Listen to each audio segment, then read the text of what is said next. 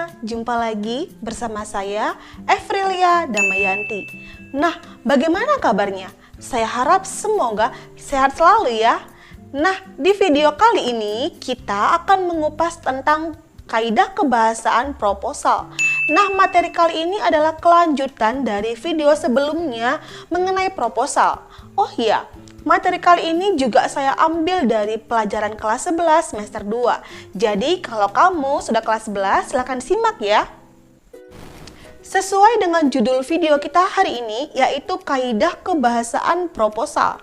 Nah, ada 7 kaidah kebahasaan yang terdapat di dalam proposal. Apa aja sih Bu? Yang pertama yaitu adanya pernyataan argumentatif. Nah, di bagian ini terdapat kata argumen. Argumen adalah opini atau pendapat ya.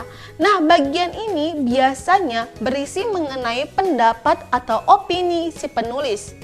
Nah, opini si penulis biasanya dicantumkan di bagian latar belakang masalah. Jadi, kalau kamu ingin menemukan bagian opini dalam proposal, kamu harus melihat di dalam latar belakang masalah. Kaidah kebahasaan yang kedua yaitu adanya pernyataan persuasif. Nah, di bagian ini biasanya berisi mengenai bujukan, ajakan, atau rayuan untuk melakukan sesuatu. Jadi, ketika kita mengajukan proposal kepada suatu lembaga atau instansi, biasanya kita mengharapkan agar tujuan proposal kita bisa di-ACC atau bisa disetujui oleh si penerima proposal. Nah, di sini kita membutuhkan pernyataan-pernyataan yang persuasif agar proposal kita bisa diterima. Kaidah kebahasaan yang ketiga yaitu menggunakan istilah ilmiah. Jadi, istilah ilmiah adalah istilah yang sering sekali kita jumpai di dalam sebuah proposal. Tentunya ketika kita membuat sebuah proposal, pasti kita sering sekali menjumpai istilah ilmiah. Istilah ilmiah tersebut melekat pada tema yang kita angkat.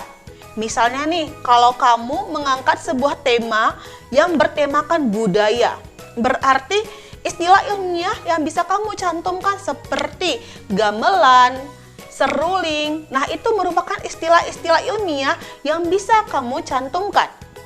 Jadi, istilah ilmiah ini berbeda di dalam setiap bidang keilmuan. Contohnya seperti ini. Novel adalah istilah yang kita kenal dalam bidang sastra. Benar ya? Kemudian, bakteri adalah istilah ilmiah yang kita kenal dalam bidang biologi. Sementara gamelan adalah istilah ilmiah yang kita kenal dalam bidang budaya. Jadi, istilah-istilah tersebut tentunya berbeda di dalam setiap bidang keilmuan. Kaidah kebahasaan yang keempat yaitu menggunakan kata kerja tindakan yang menyatakan langkah-langkah kegiatan. Jadi, biasanya kalau kita membuat sebuah proposal, kita akan mencantumkan metode penelitian apa yang akan kita lakukan. Di sana, tentunya kita akan mencantumkan tindakan-tindakan atau kata kerja yang akan kita lakukan.